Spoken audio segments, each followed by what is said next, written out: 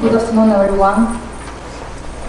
My topic today is Bishopil next world-class porphyry copper system. Bishopil system is located in the fruitful zone of the subduction marginal continental Balkhash illegal phenoclotonic belt, where large porphyry copper deposits were formed with mineral resources of over 20 million tons of copper in metal. Bishopil area is located in the central part of Kazakhstan, as the asphalt roads, railway stations, high voltage power lines and operating mines are located within a radius of 30 to 200 kilometers from the site. Close to the contract area is the Pusak Aurora deposit, the resources of which are sufficient to cover the needs of the future mining and processing plant in water. The Bishopil porphyry copper system includes 6 deposits and ore occurrences, and only 3 of 6 has been explored in more detail.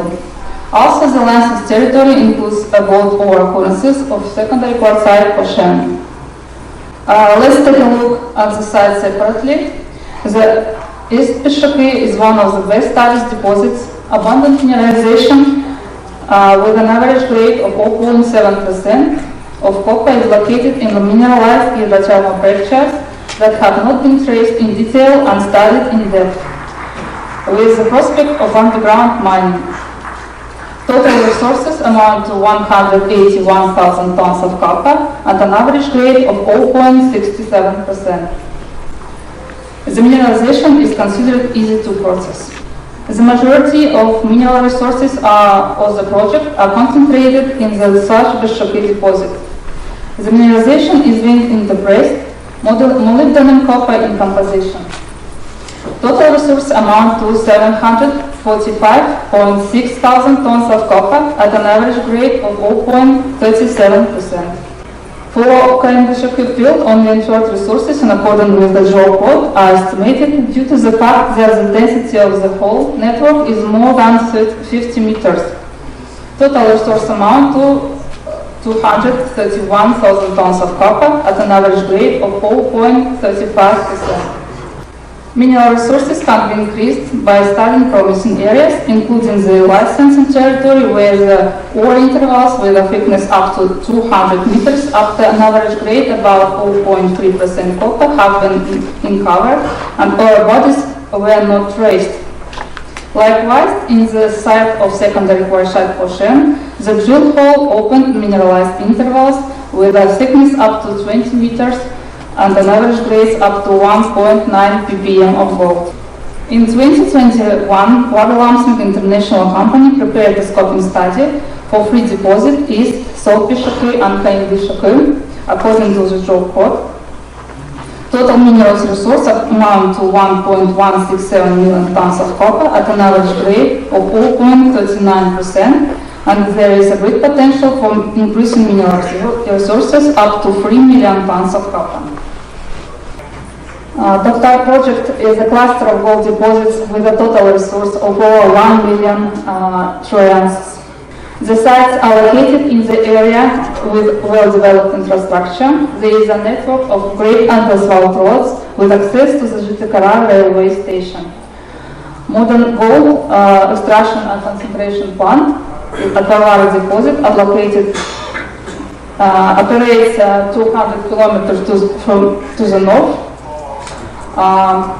with a capacity of 4.2 million tons of ore per year. The prospective sites are located in the zone of the Meridional Tobolsky depth fault, which is the principal structure of the gold-bearing metallogenic belt of the southern Urals. The belt contains several gold deposits with a total resource of more than 8 million tons of metal. The tenement of gold cluster is 818 square kilometers and includes Tokhtar and soft Tokhtar deposits, as well as soft Tokhtar Baranbai gold ore area, which consists of 3 gold deposits and 4 ore occurrences. The area is located within a gold-bearing metallogenic belt and has good prospects for increasing mineral resources. Therefore, the company intends to apply for new licenses and explore nearby promising regions to increase the prospect's resources up to 3 million ounces. The average gold content of the sites range from 2.77 to 9.68 ppm. Currently, the international company, Sergei Consulting, is conducting an assessment of mineral resources according to the JORC code. Today, this work continues, and mineral resources amount to 1.095 million ounces for Tokhtar and soft Tokhtar deposits so far. The table on the slide shows the resources which have been approved by the State Commission for Resources of Kazakhstan. As you can see, the total gold cluster resources amount to 1.51 million ounces at an average grade of 5.7 ppm. Mining operations for the extraction of gold-bearing ores began at the soft Tokhtar deposit in 2016. Currently is a heap leaching plant with a capacity of 300,000 tons for processing oxidized gold ores as a production site. The project has been developed for the reconstruction of the processing plant, which will increase its productivity by 67%. The auditing company Geology undertook the assessment of the technical and economic indicators in case of implementation of modernizing a gold extraction plant, demonstrating a high investment attractiveness. Also raised an opportunity to mine and transport sulfide ores at the nearest processing plants in the region that have the appropriate equipment. Now the company are looking for a strategic partner to continue exploration work for mineral resource-based expansion and to invest in more effective integrated business of gold mining. We are ready to discuss more detailed questions at our booth number 2907. Thank you for your kind attention.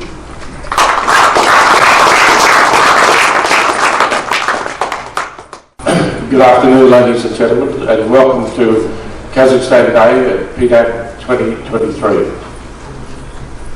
I've been working in Central Asia for probably the last 25 years, not only in Kazakhstan, but in Western China, Uzbekistan, Kyrgyzstan, and so I have a lot of experience as a geologist in working with what is now known as the Central Asia Orogenic Belt. Now I'd like to avoid that. So when I first came to Central Asia in 1997 with a large Australian company called Normandy Mining, our objective was to, we had this very high objective of finding another Muruntau. But the problem is we didn't know what a Muruntau looked like and how to find it. So when you're looking for an elephant, in geological mining terms, an elephant is a very large mineral resource. You have to know what an elephant actually looks like before you can find one.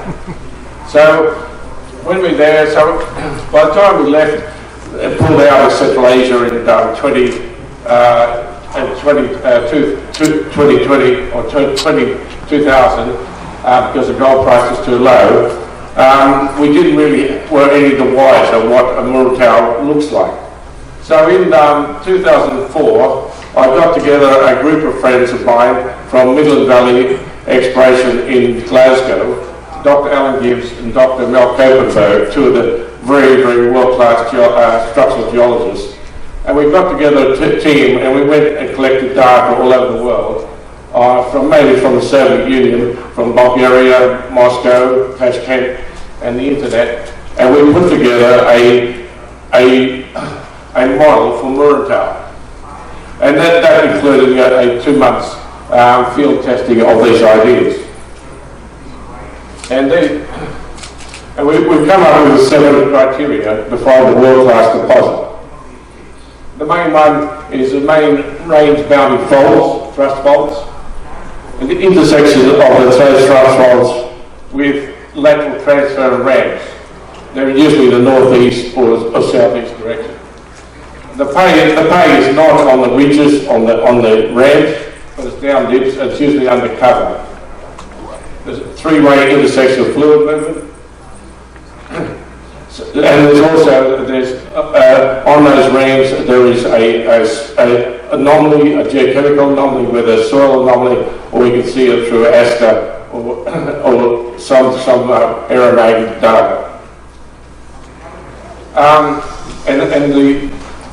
And the other thing is the Basement Formation, which forms a very, very competent rock unit. And there's also the other characteristics of all the deposits in the central Kazakhstan were the proximity on the edge of very large mag anomalies. So, but based on that information, we couldn't do much about it in Uzbekistan, and you still can't do much about it in Uzbekistan today because you can't apply for the land and the areas you want. But we did define 4 other areas in Uzbekistan that fitted this criteria. But so I took this knowledge to Kazakhstan, and when I came back there in 2010, I started to look around for a project that would fit this criteria. And this is where I came across the Caucasus deposit. Now Caucasus didn't fit all 7 criteria straight away, but it fitted about 3 of them. And what we found since then, especially last year, that we've got all 7 fitting the Aurora model. So it's located on the giant Yanteli fault shear zone, possibly another 4 anticlines undercover. So we've identified this is a fold thrust model, and we're finding one of those is particularly big, and we're finding probably another 4 other parallel, sub-parallel zones. So I'll talk more about that later. The 3-way intersection exists at Caucasus as well. Very, very strong astroanomaly, over 4 square kilometres of silica and illite alteration. The Vesipan equivalent is the Ordovician Caracas suite, very strong quartzite sandstone shale. Mineralisation established to be Devonian. And there's another huge mag anomaly at Caucasus, causing massive granodiorite beneath it. So basically, from this, we worked out that we're in a position now to say that Caucasus does fit into the elephant category. But basically, it's a baby elephant. So we haven't actually, it needs to be fed, it needs to be developed. It does fit all the categories, and therefore we think it will become a very large gold deposit. There's some of the work done by Midland Valley Exploration with the MOVE technology back in 2004. Now, right now, Caucasus is, we've got a resource there of about 500,000 ounces at 1.23, based on the work we did last year, the drilling we did last year, and back in 2018 and 2019. And the Caucasus, as you see, is here. There's the Yanteli fault. You've got Bolshoi and also Tim's projects further up along this along strike of Bolshoi, the Yanteli fault. So we think that Caucasus could be in the order of 4 to 5 million ounces, but I'll explain it a little bit more. So that's a Caucasus outcrop. That's, whoops, I'll get it back. There's the ridge of Caucasus. It's about 3.5 kilometres. That is all 100% alteration, all silica illite alteration. Where we've been drilling is that the lower area. This here, there's the driller's camp. This is all alteration. These ridges, there's sericite illite alteration. The core with the and you notice the depth of that core is 116, still oxidised. It goes up and down a lot. It could be 40 metres, it could be 100 metres deep, the oxidation. I'll just go quickly through this. Now, what we got here is a fold nose. Here we've got a big fold nose. We've got a high-grade centre through here, which is average about 1.4 grams. And we've got the outer zones here. There's 3 out here, there's another 3 here. We expect to find, as we infill the drilling here, that we'll probably find 8 separate zones, 4 on this side, 4 on this side, and a major central zone core, which is basically the thrust zone. That is about 60 metres wide. These vary between 25 and 10 metres wide, these width zones. But this outer zone averages about 1.1 grams. This is about 1.4 through here. So that's about 400 metres across there, and that's about 500 metres that way. see some of the cross sections through. That's the main zone there. It's what we call K1, K3 is that zone there, K2. So this will, once we complete this drilling, this will be all infilled with mineralisation, this whole zone here, through here. This is a good representation of it as a cross section. We've got an overturned fold. The as it overturns, it causes thrusting. You've got the fold thrust. The thrust is where you've got the high grade in the centre along the axial planes cleavage, and then it gets overturned. And this is what we're getting here. And we're seeing from the soil camp sampling that this extends at least probably about 2,000 metres. We've got 500 metres here that we drilled, but it extends further along. We've also intersected here in entrenching and here in trenching. So we're fairly confident that's about 2 kilometres long. And this area, we expect, if we drill this out, just this area here, 500 metres, to say 300 metres depth, we probably expect to get about 1.5 to 2 million ounces, just that area just there, because it's so wide. So if you multiply that by 4, you probably get an idea roughly of what the resource of that area would be. Now, what we're seeing is that we're going to see a repeat of this, probably about 400 metres to the south, and we already know that we get anticlines here and here from the geology. We see the fold noses here and here, so we know that we've probably got another anticline here, another anticline. So we're getting a repeat of this here and here undercover. So this year we plan to do geophysics, IP, to try and map this out and trying to locate these extensions with parallel zones further. So we're looking at 4 of these. So you can do some mental mathematics and get a fair idea that this is going to be a fairly large project. You can see the alteration, the ridges. There's another one there, that's the K11, and this is where we've done most of the work so far, but we expect that we'll find more and more of these in the next couple of years. The main thing is to get this into production, get a feasibility study and complete the drilling this year and get the feasibility study so we get a cash flow to keep on drilling the rest of the area. That's our budget for it. That's why we're looking for right now we're in the process of talking to a number of potential investors to become a cornerstone investor to take this forward. We also have another world-class project in East Volcash. It's a copper and gold project. Here we have a cluster of porphyries. This one here is a copper-only project. So we've quite a lot of drilling on that. It's about 300,000 tonnes of contained copper. We discovered a gold project here in 2018. It's an epithermal system, about 3.5 kilometres long at Zurich South. And these porphyry systems here to date haven't been drilled. We know that that one there has got copper. It's got a remobilised copper loss in there at 40 metres at 4.5% copper. That's Zurich South. We found that in 2018, and that's probably about 500,000 ounces at this stage. This has been funded by Highland Gold, and we just pre-carried them on East Volcash at this stage. And we got 18%. There's Tyson-Gun. There's the contours of the great contours of Tyson-Gun. Again, there's 700 metres by 500 metres. A lot more work to be done on that to really get into a proper JORC resource. So that's the structure of Scythian. It's a UK company. We own 51% of copper, so we'll own 100% by IPO in a year or so, and we'll free carry here at 18%.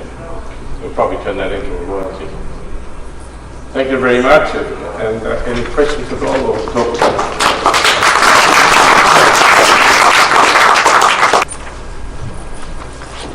Good afternoon, dear participants and guests. You are welcome to Kazakhstan Day session. My name is Zarina Bulanova. I am project geologist for Aurora Minerals Group company, and now I am going to present high potential copper project Kemir in southern Kazakhstan. This project located within the Central Asian Orogenic Belt, also termed Altai's tectonic collage, in 218 kilometers south of the known Balkhash mine, here, and 15 kilometers east of Akbakaya gold deposit. On this map you can see the general geological structures and geological settings of project. There are two regional mineralization clusters, Akbakaya and Kimir clusters. Regionally, Kimir referred to Akbakaya to Sartumsky shear zone. Kimir ore bodies are concentrated in the zone of intersection of the northeast and northwest fault systems and length of non-mineralization zone over 4 kilometers. And also there are undervalued copper ore occurrences in 3 kilometers west from Kimir project. Kimir has a rich history of geological exploration works. Works has been carried out since 1915s. Is geological mapping, and Kimir ore occurrence was identified in 1918s. At this slide you can see recent exploration of works. So if you see, we conducted drilling works from 2020 to 2022, and there are more than 16,000 meters of drilling was carried out, and also 18,000 sample was carried out also by geologists, and SLR conducted geological exploration consulting according to JORC. And in this picture you can see that also IP correlates with ore bodies. Type of deposits: granitoid hosted mesothermal vein stock ore. The general mineral composition of the Kimir deposit is characterized by pyrite and hypopyrite composition with elevated concentration of bismuth, molybdenum, gold and silver. Textures of ore are disseminated and vein disseminated. The average grade of copper is 0.5% up to 5% in single intervals. The assessment of Kimir project was conducted by SLR Consulting on the basis of available drilling data, and the exploration potential ranges from 40 million tons to 100 million tons at grade between 0.5 to 1.4% of copper. Area is also characterized by anomalies gold, silver, zinc and lead. Kimir area is required additional exploration works for increasing mineral resources. And in this year, we plan to carry out metallurgical test work in July 2023, minerals resource estimation according to JORC standards, and also scoping study of this project in September 2023.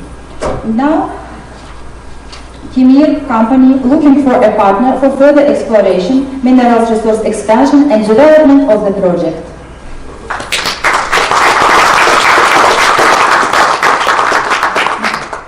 I want to say about Copper Gold Company and project of Copper Gold Company. The areas of company Copper Gold Limited are located on the territory of western Kazakhstan in Aktivdeyevsky and Zhikarsky district. The sites of Copper Gold project are located within the Mugajar gold ore districts, which is southern extension of the gold-bearing metallogenic belt of the southern Urals. The Mugajar region is distinguished as a region of hercynites with a base composed of sedimentary, volcanogenic and metamorphic formations.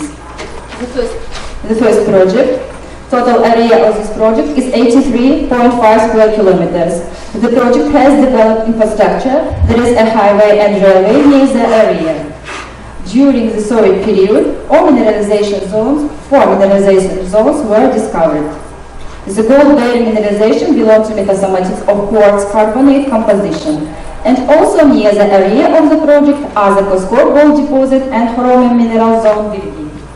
On Project 1, ground magnetic surveys were conducted in the project area site during 2020. The magnetic surveys allowed a preliminary interpretation of the structural and lithological situation of the site, namely the isolation of magnetic rocks of the Paleozoic basement and the identification of tectonic deformations. In 2021, geochemical works was carried out. According to historical reports, analysis of metasomatic zoning allows us to assume the level of erosion cross-section as upper O. In 2023, electrical exploration is planned in the first three promising areas, 1, 2 and 3, in the amount of 23. Before I talk about the second project, look at this map. At this map you can see exploration licenses received by different companies. The location of the licenses follows the contour of the Mugadjar orogenic belt, copper gold ounce project with a total area of more than 115 square kilometers. And this map shows that most of the exploration licenses that have been received by subsoil users in Kazakhstan are focused on the Mugadjar belt. The next project 2. The territory of Project 2 is located on the southern flank of the West Mugadjar belt. The main role in the formation of gold mineralization belongs to granitoid intrusions and related postmagmatic processes and tectonic faults. There are 3 mineral zones. The maximum distance between them is 6 kilometers. First zone, the gold mineralization of Zone 1 is associated with few quartz veins. Some of them are as long as 300-400 meters and have an average gold grade of 15 ppm. The geophysical program was completed in the summer of 2022, composed of an induced polarization survey, aim of targeting the sulfide gold mineralization at target 1. So, a high chargeability anomaly has been identified which correlates with the known ore bodies. This Zone 2, Target 2, these deposits is a series of almost parallel ore of halka-period ores located at short distance up to 215 and 300 meters, which have a veinly disseminated type of mineralization. The ore zone can be traced to a depth of almost 500 meters. The main ore minerals are of the deposits, pyrite and halcopyrite. The intensity of sulfide mineralization up to 60%. And target 3, it's zone 3. Gold mineralization is also associated with quartz vein and altered host rocks. The vein are traced by trenches at 50 up to 15 meters intervals for 115 meters. Gold grades in quartz vein according to assay data range from 2 up to 41 gram per ton. In higher terminally altered rocks from 0.4 to 43 gram per ton. And the exploration program plan of 2023 is planned to carry out polarization survey and core drilling for checking historical drill holes and the identify high signals IP of 2022. So first of all, good afternoon, and thank you for having me today. Particularly thank you to the Aurora Minerals Group for the invitation to be here. So today we're here to talk about opportunity, and that opportunity is artificial intelligence as an enabling technology. Most of the time when you say AI to a geologist, they'll think of something like this, like a prospectivity map. But we know that AI is a large field with many opportunities for automation and pattern recognition. So the question for us as explorers is, what are we trying to find in our data? And is that data suitable to answer that question? And are these AI tools appropriate for that purpose?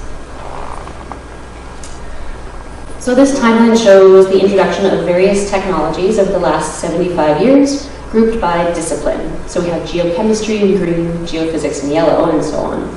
And our goal as explorers is to detect mineralization, either directly or indirectly. So these data layers encode lots of information, not just the signal that we're looking for. And this is the reason that experts usually look at multiple data sets. This is also the reason that people are interested in AI as an enabling technology, because it's adept at data integration, especially when the number of data sets or the number of data layers grows so large that it's no longer possible to interpret them conventionally. So one thing I'd like you to keep in mind as we move forward is that AI is just a tool. It's not magic, it's just math. So some of you more observant folks might see that I've outlined EM on this slide, because that's where I'd like to spend our time together today. As an example, we'll talk about time domain EM, and you'll hear more about this technique later today, but relevant for us right now is that we would use EM if we're looking for large conductive bodies in the earth, like a VMS deposit.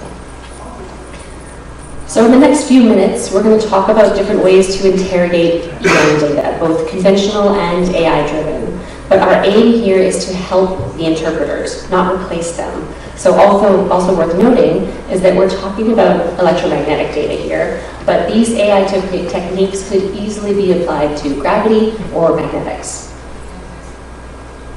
So in the recent past, at Goldspot, we've developed a few different tools to automatically extract relevant exploration features from flight line data. And there's two that we've automated recently. The first is anomaly detection, and the second is pattern matching.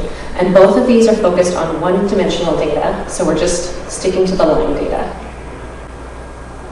So let's start with anomalies. So conventionally, an expert trained in interpreting line data would look at a map, like this map on the left-hand side, or some rasterized line data, and they'd have the channel data, like the middle image, and then they'd be looking at the patterns using their experience and trying to decipher what's happening with the geology. Then on the right-hand side, we have a line graph, and this represents the first stage of manual anomaly interpretation. So we're locating the local maxima and minima, and then we're generating grouped metrics like dip direction or angle and tau decay. But what this means is when we have 30 or 40 or 50 channels for each line, as well as all of those individual components, multiply that by a ton of lines, and all of a sudden this is a lot of work, even for a very skilled interpreter. So what we want to use is AI to sort of streamline and help them out. The problem with AI is that it's not very smart.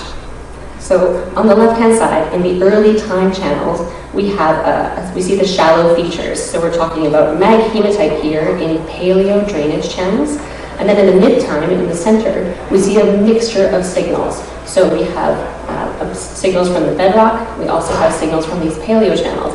And this is a very important point, because to a geophysicist, this is very obvious. But to a machine, this is very confusing.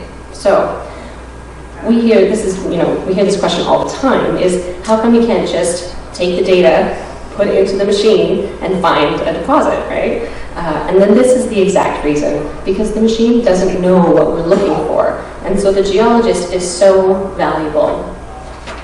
And we can unpick this result, or better yet, the geologist can improve that signal by selecting relevant features or input layers that help guide that question. So now let's move on to pattern matching. So this is another thing that an expert would do, is they would look for a particular waveform, like a VMS deposit, say, on the right-hand side, and the expert geophysicist would look at those images on the right, and they would just immediately know what type of deposit, the shape of the deposit, and even the depth. But a data scientist would look at those and have absolutely no idea. But lucky for us, pattern matching is the bread and butter of AI algorithms. So we can identify patterns by the shape of the common EMB field or the DVDT responses, and we can find those same responses in other locations. And this is done with matrix profiling, and it's also domain agnostic, which means we can use DVDT or mag data or any type of input source. It can be optimized to generate fast results with exact solutions. So here are the results of our predictive model. On the left-hand image, we have flight lines, but in this case, the elevation doesn't represent elevation. It represents the percentage of similarity of our line to our trained target. So how similar does it look to our target? And then on the right-hand image, the upper image, those red intervals show areas with greater than 80% similarity as likeness to our mineralization trained target. So at the end of the day, we need same thing that we need for our conventional interpretation. We need good data, we need expert input, and we transform that data using machine learning and artificial intelligence. But really the most important thing is that we're trying to use AI to make our lives easier as geologists. We're trying to streamline that process to help the experienced interpreter, and we want our geoscientists to spend more time thinking about geoscience. All right. So this is the project when airborne data were collected by Helitem, a system operated by Excalibur multiphysics. And the survey was done in eastern Kazakhstan for East Resources. It's an exploration company that recently moved into Kazakhstan, taking full advantage of the investment climate in the country. So anyways, Eastern Kazakhstan is known to host some of the richest VMS deposits in the world, and there's at least two types of those deposits. The conductive or massive sulfide type and the disseminated.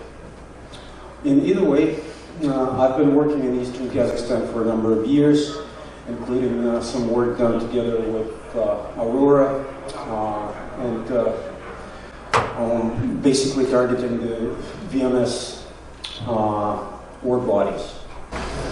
So this next slide shows where the location of the survey. The total of 3,800 line kilometers was flown using the brand new Helitan system with an improved waveform. And the survey was quite challenging because of the terrain. The terrain has dense vegetation coverage as well as it's got hilly slopes. However, the survey was completed on time and the data were collected and the quality of the data was checked and verified to be of high standard. A few words about the new improved Helitan waveform. So as some geophysical specialists probably know, Helitan were historically using half-sine waveform, which they've recently changed to this abrupt shutdown so they could provide maximum change in the transmitter current that gets transformed into dVdt that's later measured by the transmitter. So this is a quick look into the configuration of the new Helitan 2 system, which has been introduced just recently. And you can see that the EM receiver is almost coincident, or at least on the same plane, with the mag receiver. The bird is also equipped by a GPS unit, and the total altitude between the total bird and the ground was kept at around roughly 50 meters average, while the length of the cable separating the transmitter receiver bird and the helicopter is measured at around 35.4 meters. The diameter of the system, I believe, is around 24 or 26 meters, something like that. So the next slide shows the extent of the EM survey that was flown in eastern Kazakhstan. As you can see, the survey is quite extensive, and some of the areas are shown, the black dots in some of these areas are showing the existing occurrences and existing mineral deposits. So all in all, some areas were selected for increased spacing. By the way, the flight line spacing for this survey was 200 meters, which was decreased to 100 in some selected areas. So at the end of the day, when we did EM target selection, which we still did the old way without using artificial intelligence, so it's just basically a hand-picking of the anomalies, we came up with some pretty strong conductive EM targets, which are shown here in the red. There were also quite a bit of airborne IP anomalies. So AIP, that's basically when you get reverse currents in the subsurface which affect your measured dVdt data, and therefore sometimes you get negative sign anomalies in dVdt on at least some of your time channels. So there's quite a bit of those AIP anomalies shown as blue dots here. And at the end of the day, we decided to do selected areas which were transferred for 3D MAC data inversions, shown in green. The selected blue targets, the blue areas, were later modeled using Maxwell software. And then, of course, you cannot use Maxwell for the targets which show AIP anomalies. So an area with both pre-existing mineral deposits and some strong AIP anomalies were further selected to do and what's called SCI, spatially constrained inversion, with full coal modeling available that was carried out by one of our partners, Orcus Geophysics. The next slide shows the results that were required for the magnetic modeling done in 3D. So what you see are the magnetic susceptibility maps, which are shown to the depth exceeding 2 kilometers. Basically, our expectation was to target some alteration zones, which could be associated with VMS targets, as well as some potential to do other means of geological mapping that could assist us further in interpretation of the data. Next thing that was done is Maxwell plate modeling. So for those who are familiar, Maxwell is a 2.5D algorithm that takes any type of time domain, airborne and ground data, and then allows modeling, parametric modeling. So the specific model would include thin and thick plates, where you can edit 6 parameters and model it both as forward modeling exercise or as an inverse modeling job. In this particular case, you specify the waveform, you specify the time gates which are involved in the DBDT modeling. You use timing mark, which is your 0 time. You use the level channel, which basically includes your digital terrain plus the clearance of the towed bird over the terrain. And you need to specify very exact parameters, such as the effective area of the transmitter, the number of turns, and the separation of the X and Z component, if there is any. I mean the transmitter-receiver separation, if there is anything like that. Also, you need to specify the units, and you need to specify the exact channels which correspond to the time gates used for the modeling. Anyways, the point is that Maxwell plate modeling is not an approximate algorithm, it's actually an exact algorithm, which allows you to model the parameters for the thin or thick conductive plates, as well as their conductance, as well as their more or less exact location. This is why it's widely used in the exploration geophysics. So the next slide shows the shape of the anomalies. This shows just one existing deposit. So the big black dots, these are the locations of the deposits which are taken from the official government website, while the red dots show the anomalies we see in the Helitem data. You see this is a classic double peak anomaly that basically corresponds to a thin conductive plate, and it's an M-shaped anomaly that can be easily modeled using the Maxwell software. At the same time, sometimes you get anomalies shaped like this. So it's called a single peak anomaly, and this either indicates a thick plate or a horizontal plate. In our case, I think it was a horizontal plate. So when you use Maxwell, you take the anomalies which were measured in the air by the Helitem system, and the red shows how those anomalies are modeled using Maxwell. 2 channels are modeled, the X and the Z channel, which is what we see here. So this is DBXDT. The red is the modeling data, the black is the measured data, field data. And alright, looks like I'm running out of time, so I'm going to cut to the chase. Basically, this is the known deposit, which also corresponds with the 3D mag model. So we took the cross-section of a 3D mag model, and we put our Maxwell plate over the mag model. So we're pretty confident that we're getting all the depth estimates correctly. Same is done for the yet unknown targets, which are sent to the client for drill testing. Again, we get Maxwell plate that corresponds with this result of 3D magnetic inversion, and we're hoping that they will drill something good.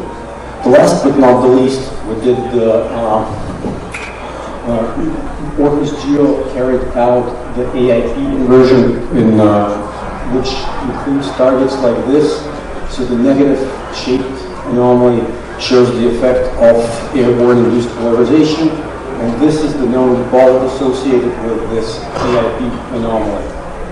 Basically, what Excalibur provides as a standard thing, it's just an RDI, the resistivity depth image, which is not accounting for the AIP model. So when you do the actual AIP model, you come up with something that's more valid and looks more like drill targets to me.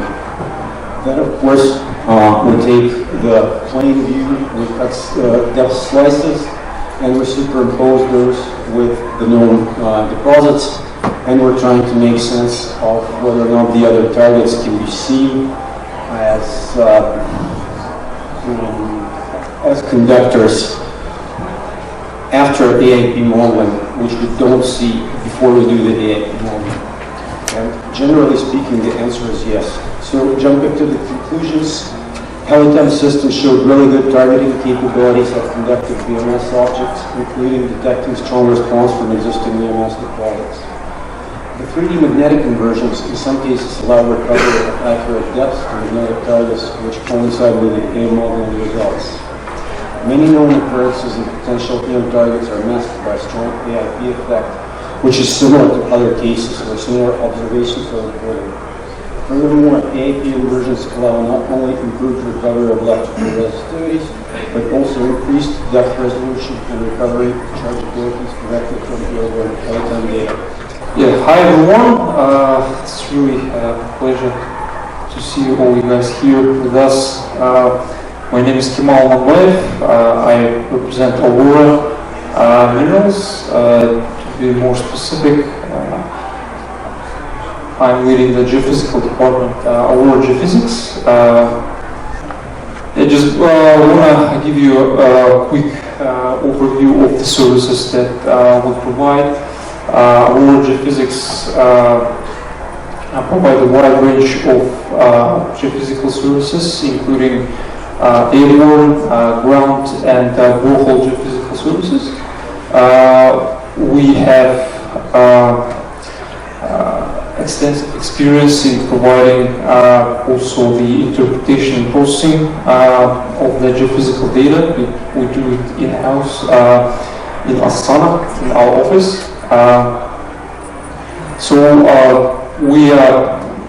We value the use of state-of-the-art technologies that's available right now on the market, and we try to bring these technologies also in Kazakhstan. So here is the some of the specific types of geophysics that we provide. So as was already mentioned, we're an exclusive partner of Excalibur Multiphysics, the world's largest airborne service providers. So together with Excalibur, we bring the entire range of airborne geophysical technologies to Kazakhstan. We perform the ground geophysics, including magnetics, IP resistivity surveys, and EM, ground EM surveys. As I already mentioned, we have our own processing and interpretation capabilities. We have a team of experienced interpretation geophysicists and specialists. Also, we have capabilities in downhole logging, as well as topographical surveys. So here's some of our clients and partners. As I already mentioned, for all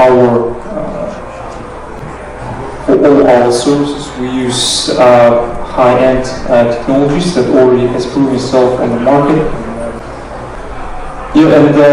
Out of all of our capabilities today, I think I'm going to focus on our IP direction, specifically about our technology, Aurora Insight. So we have last year we patented this method of conducting ground IP resistivity surveys. It was in May 2022. Before receiving a patent, we completed, I think, more than a dozen projects using this methodology, and at the core of this acquisition method is the instrumentation by the company GDD, the Canadian manufacturer. So we use their high power TX4 transmitters and 32 channel receivers. So the main advantages of our methodology, our method, is the high productivity and using the pole dipole configuration, we can acquire up to 5 line kilometers of IP surveys a day, which is quite high for this type of surveys. I'll talk in more detail about the productivity side of this method. Also, the investigation, depth of investigation currently is, we can reach up to 750 meters. And we use ceramic non-polarizable electrodes for all of our acquisition in order to get the highest quality data. So I'm just going to describe the methodology on an example of our acquisition trials that we performed last year in April. So we picked up a known deposit in Pavlodar region that was already had some drilling on it and has some confirmed mineralization zones and ore bodies. So we had like three lines for the test trials. Here is the first aspect of the technology. It's superior depth. So basically, we can provide the survey on the like various line spacing, dipole spacings, 25, 37 and a half, and 50 meters. So for this acquisition trials, we did 37 and a half meters dipole spacing, and we're able to achieve 470 meters depth. So another aspect of the Aurora Insight methodology is the high quality data, especially at the deeper depths. So we are able to confirm the high quality by analyzing the decay curves at the latest channels. So our equipment allows us to analyze the 20 time windows, and as you can see on the slide, the decay curves was very smooth, especially on the furthest dipoles. So here you also can see how we were able to confirm the quality of the data, and which also will basically describe the required high signal-to-noise ratio. So going back to the productivity side, so as I mentioned, we can characterize our technology by high productivity of the IP acquisition. So how we were able to achieve that?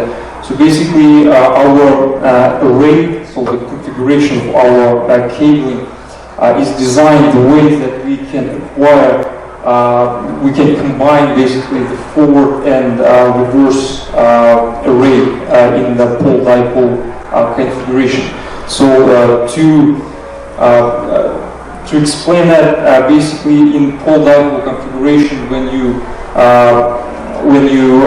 do the shooting and data recording, and then, for example, if you have like a chargeable target at the depths, you are pretty much shooting asymmetrically. So you're shooting the target, you're getting the report from only one side.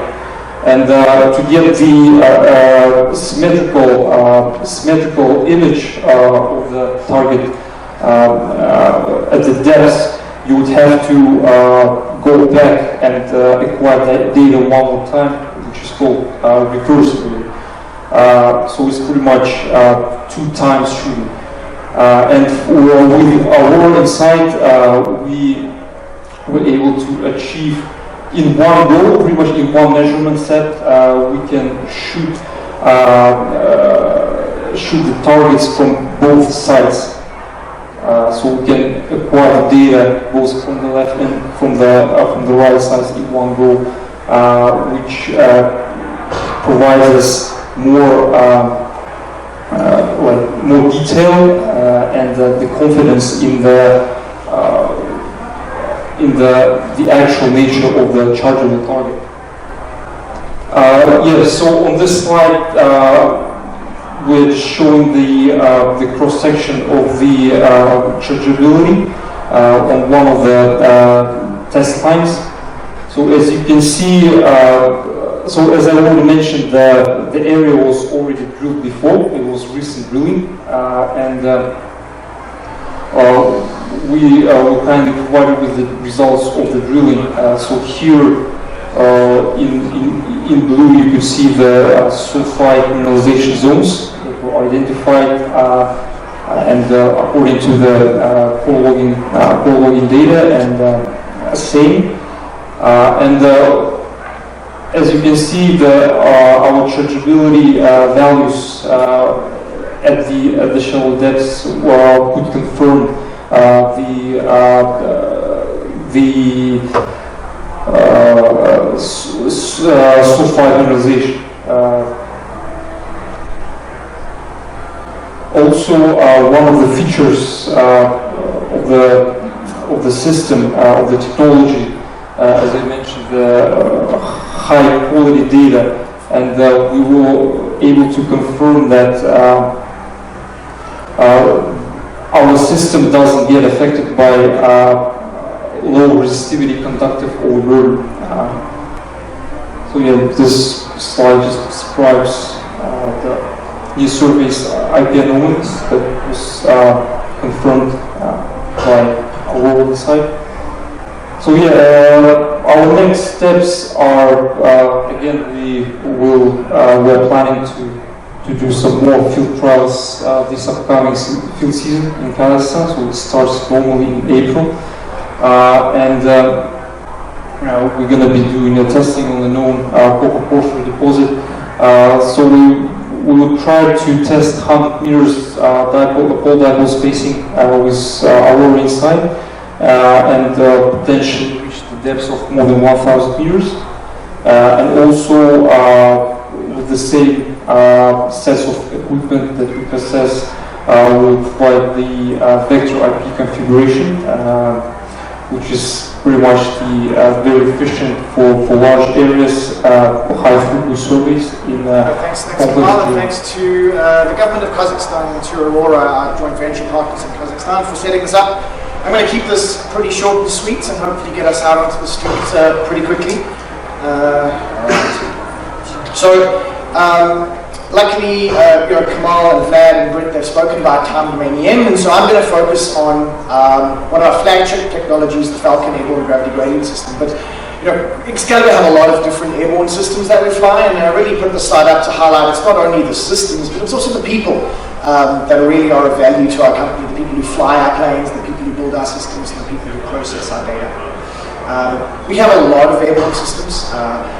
Magnetic systems, gravity systems, electromagnetic systems.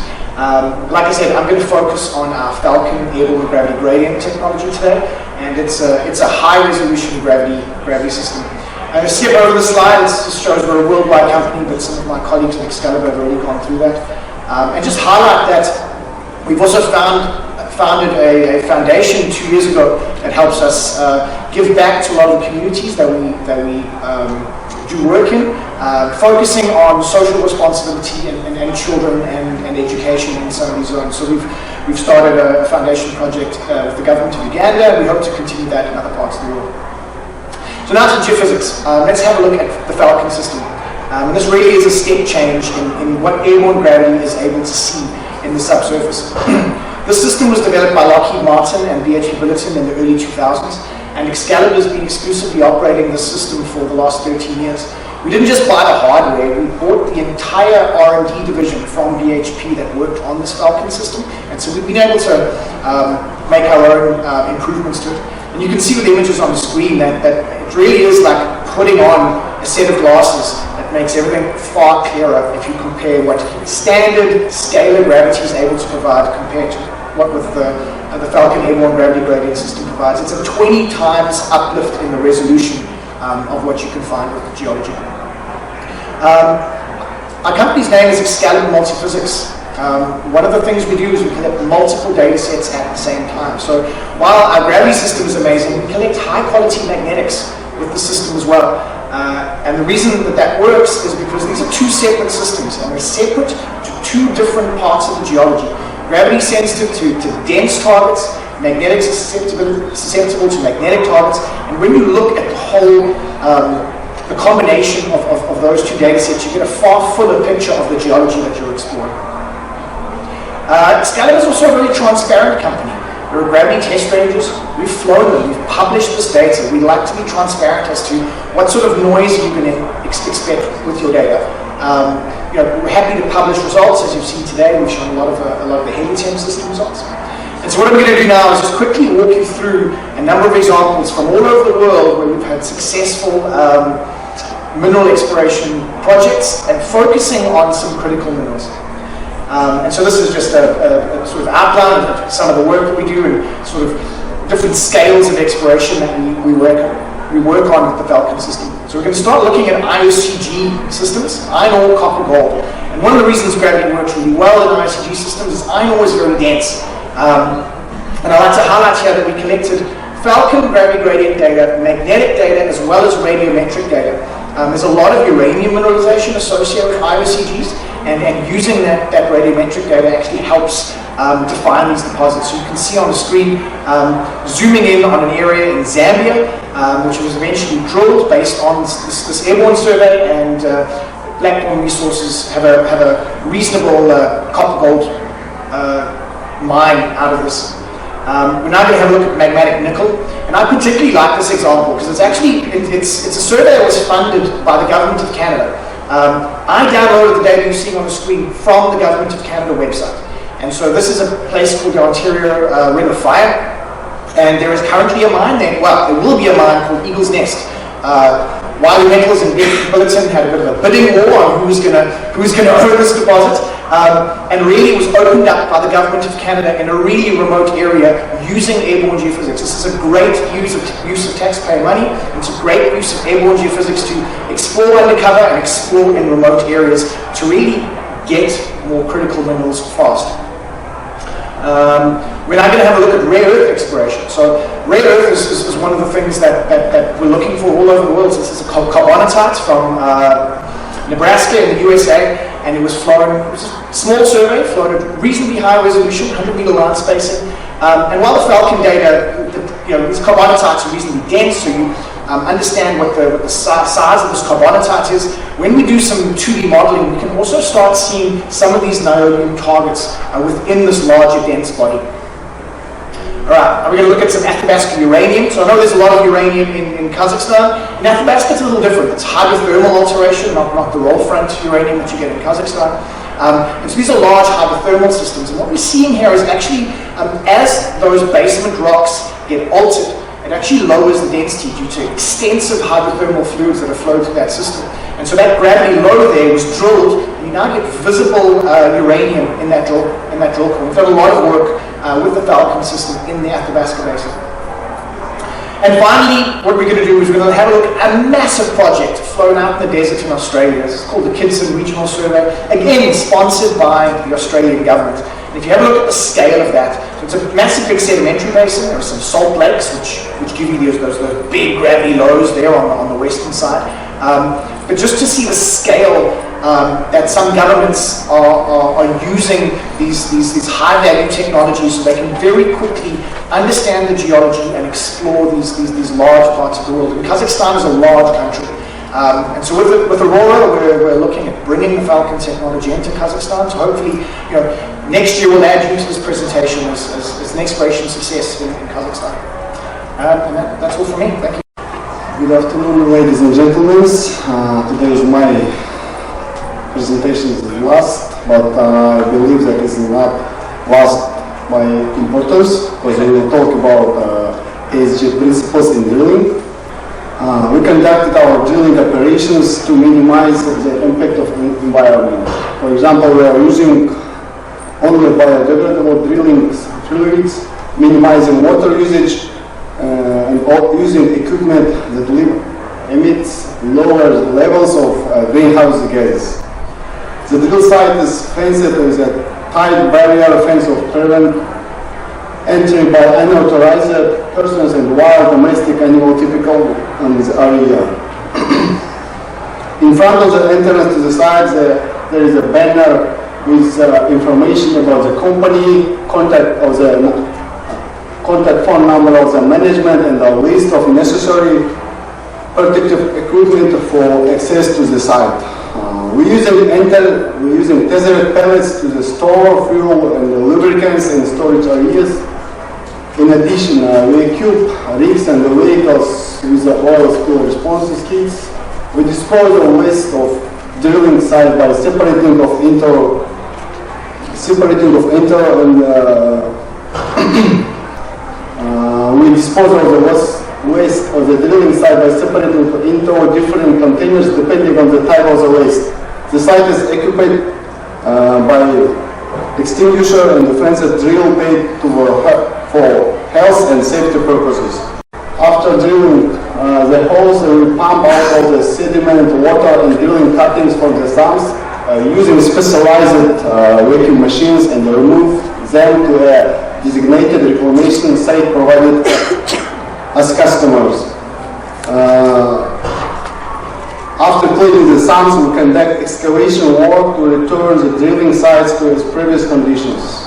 We believe that our drilling operations should have a positive social impact on the local populations. Our projects extend to the most remote areas of Kazakhstan, where there is not developed infrastructure.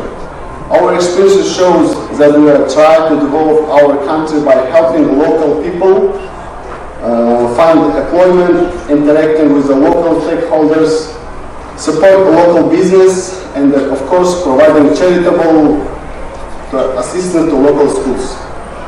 We regularly train our field staff to maintain documentations, minimizing the gap between the site and the office. Our safety advisors in every project have advised the workers to how to safely enter work and the high ethical and legal standards accordance with the laws and the regulations, conducts regular audits of operations. In Kazakhstan, we provide the drilling services in line with the industry best practice, so you can make quality investment decisions. Yeah, thank you. I want to thank you everyone for being with us today and sharing this moment. We were really happy to organize this event.